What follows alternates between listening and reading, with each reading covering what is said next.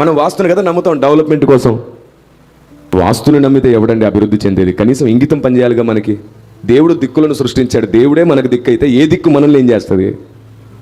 వాస్తును నమ్మడం ఏమిటండి మరి విచిత్రంగా? కాకపోతే నా స్నేహితుడు సేమ్ ఇలాగే చేసుకుని 65 లక్షలు నష్టపోయాడు.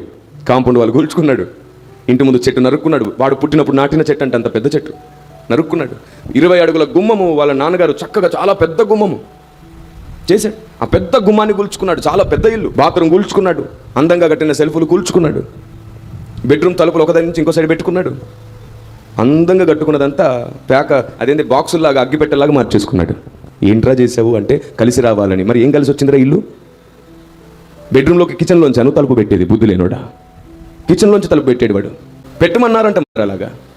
ఎంత ఖర్చు అయిందిరా? ఇంత పెద్ద చూడండి, 6 ఎకరం చుట్టూ ఉన్న కాంపౌండ్ వాళ్ళు కూల్చేసాడు. 4 అడుగులు బయట కట్టాడు, మళ్ళీ కూల్చి కడితే కలిసి వస్తుందని. 65 లక్షలు అయిందంట. అదే డబ్బు పక్కనేస్తే కలిసి రాదా? మూఢనమ్మకాలకు డబ్బు పెడితే కలిసి రావడం కాదు, దేవుని మనస్సును ఈ భూమి మీద స్థాపించడానికి డబ్బు పెట్టు. ఆయన నీతో నడిచొస్తాడు, కలిసి వస్తాడు. దేవునికి స్తోత్రం కలుగును గాక. ఆయనతో కలిసి ఉండు, అన్ని కలిసి వస్తాయి.